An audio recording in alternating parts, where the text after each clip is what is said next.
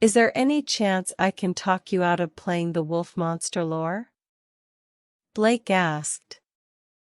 Is there any chance you'd let Spike sit with you the entire rest of the viewings? Katana questioned back. No. She admitted. All right, then. Katana said. A wolf would have been my second choice of things for Oz to turn me into. Crow said. But then you wouldn't be able to fly across kingdoms. Ozpin reminded him. A strange large bird was shown grazing in the woods, when it suddenly raised its head and looked around. Suddenly, the massive figure of a quadrupedal creature lumbered through the forest, with an epic song playing behind it for a bit. It then cut back to the herbivores of the forest, who were scrambling to get away with screams playing as they dashed back and forth frantically to escape. A bit more of the creature was shown, the song once again accompanying it as strange bugs were seen flying around it. More screaming and running from the herbivores was then shown. They even ran past a bear-like creature that was busy eating honey from a beehive, not caring what they were running from until it dropped the beehive. It went to retrieve it, but then noticed the wolf creature and ran for its life, the wolf creature instead stomping down on the hive and roaring proudly as it reached a clearing, the bug spiraling all around it as it brought its paw down on the screen with a squishing sound effect, the song playing all the while. Dang. I know it's a big monster, but it must be real nasty if everything runs from it like that. John said. It's clearly a predator and a very large one at that. It only makes sense to flee from a creature that could devour you with little to no effort. Winter explained. It definitely looks like things should be running from it, though. Neo declared. It's a shame that bear didn't get to finish its honey. Pyrrha said sympathetically. I liked the song that was playing during this, though. Crow, did you happen to listen to that one? Ironwood asked. Hungry Like the Wolf, by Duran Duran. Gotta give you credit, you got a good ear for music, James. Crow admitted, the two sharing a rare fist bump, with Ironwood's human hand this time. Crow wouldn't be making that mistake again. Oh yes, fellow hunters, welcome. Can you feel it in the air? The potential? The crackle? The tingle on your skin? Well, it's time, finally, for everyone's favorite thunder puppy. Meet, then, Zinogre. Rage declared as an intimidating mountain region was shown at night during a thunderstorm. Rugged mountain terrain and dead trees was all that could be seen, before Zinogre suddenly stomped onto the scene. A female hunter was then shown making her way through the area, reacting to some falling rocks, then turning to see the mighty beast glaring down at her from a high-up peak, before pouncing down at her. Named after an ogre, of course, because he's as ugly as one. Rage insulted the mighty beast, before a clip was shown of a number of guys were shown cheering super loud as if they were cheering about an epic burn. Ah, don't be mean to the thunder puppy, Nora said with a pout. Yeah. I think he looks cool, Ruby agreed.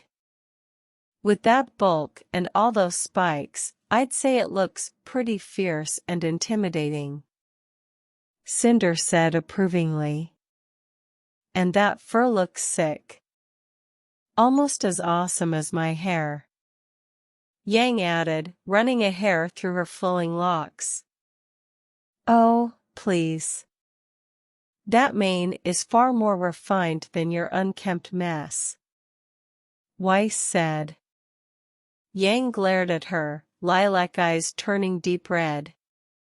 She made a mental note for later to ensure Weiss would not be sitting comfortably until graduating from Beacon. Okay, look. While how he works is both fascinating and badass, I've never aesthetic.